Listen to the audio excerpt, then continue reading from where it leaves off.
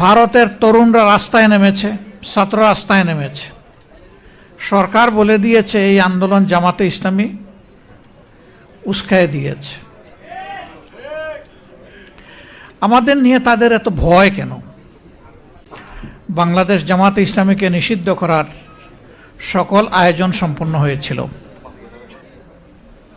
কি কারণে তারা 31শে জুলাই করে নাই তারাই ভালো বলতে পারবে। তবে আমরা নিশ্চিত হয়ে গেলাম যে 1 আগস্টে তারা আমাদেরকে নিষিদ্ধ ঘোষণা করবে। এর আগেও আমাদের সংগঠন বারবার স্বৈরাচারী সরকারের রোষানলে পড়ে নিষিদ্ধ হয়েছে। সুতরাং এই অভিজ্ঞতা আমাদের জন্য নতুন ছিল না। কিন্তু বাংলাদেশকে নিয়ে আমরা চিন্তিত হয়ে পড়লাম। তাহলে কি আধিপত্যবাদের বিরুদ্ধে এই দেশে আর কোনো সংগঠন তার অস্তিত্ব টিকিয়ে রাখতে পারবে না? আমাদের একমাত্র দোষ ছিল আমরা আধিপত্যবাদ মেনে নেইনি। এবারও দেখবেন ভারতের তরুণরা রাস্তায় নেমেছে, ছাত্র রাস্তায় নেমেছে।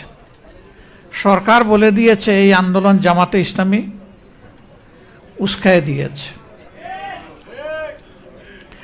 আমাদের নিয়ে তাদের এত ভয় কেন? তাদের ভয়ের জায়গাটা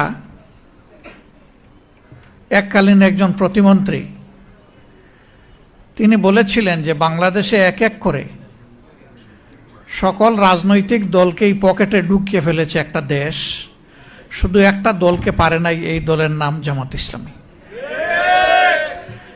তিনি কিন্তু তখন অন্য দলের নেতা ছিলেন, শীর্ষস্থানীয় নেতা। এই জায়গায় সমস্যা আমাদেরকে নিয়ে।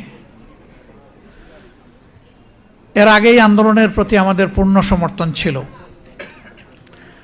কিন্তু এই দিন আমরা সিদ্ধান্ত নিলাম যে নাও ডু অর ডাই, হয় মরব না হয় বাঁচার মতো বাঁচব। এই জন্য কোনো দলের শীর্ষ নেতারা যখন বলেছেন এই আন্দোলনের সাথে আমাদের কোনো সম্পর্ক নাই, এটা ছাত্রদের আন্দোলন, একই দিনে বাংলাদেশের কণ্ঠস্বর হিসাবে জামাতে ইসলামের সেক্রেটারি জেনারেল দলের পক্ষ থেকে দায়িত্ব পেয়ে তিনি প্রেস কনফারেন্স করে বলেছেন যে আমরা জামাতে ইসলামীর সাথে সম্পৃক্ত সকলকে এবং দেশবাসীকে আজকে তরুণ সমাজের পাশে দাঁড়ানোর জন্য, ঝাঁপিয়ে পড়ার জন্য আমরা আহ্বান জানাচ্ছি। একই দিন 2টা স্টেটমেন্ট এসেছিল। কিন্তু মহান আল্লাহর ইচ্ছা এবং সাহায্যে জনগণের এই আন্দোলন তরুণ সমাজের নেতৃত্বে যখন সফল হলো, তখন আল্লাহর কসম আজ পর্যন্ত এই আন্দোলনের কোনো কৃতিত্ব আমরা দাবি করি নাই। আমরা বলি নাই যে আমাদের এতজন শহীদ হয়েছে আমাদের দলের।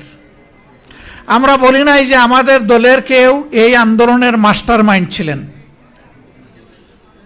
আপনারা সবাই তার সাক্ষী।